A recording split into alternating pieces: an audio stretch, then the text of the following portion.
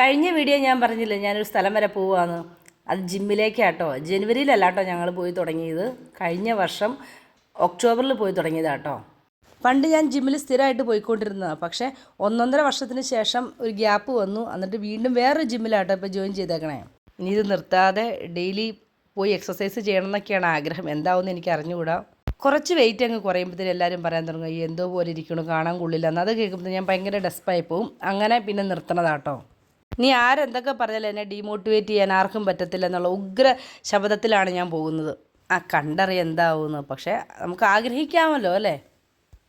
ഇപ്പോൾ കുറച്ച് വെയിറ്റ് ട്രെയിനിങ്ങും കുറച്ച് കാർഡിയോയും കൂടിയാണ് ചെയ്യണേ. കുറച്ച് വെയിറ്റൊക്കെ കുറഞ്ഞു, ഏതാണ്ടൊക്കെ ഒരു മാറ്റമുണ്ട്.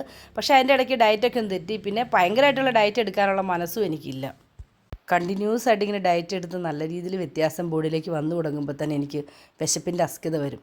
പിന്നെ കണ്ടത് എല്ലാം വലിച്ചു വാരി കഴിക്കുക. അതാണ് പ്രധാന പ്രശ്നം.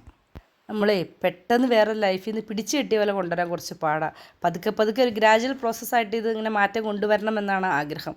അങ്ങനെ ഇന്നത്തെ വർക്കൗട്ട് എല്ലാം കഴിഞ്ഞ് ഏകദേശം ഒരു 12 മണിയോടുകൂടി ഞാൻ തിരിച്ച് വീട്ടിലേക്ക് പോവുകയാണ്. അപ്പോൾ അടുത്ത വീഡിയോയിൽ നമുക്ക് പിന്നെ കാണാം.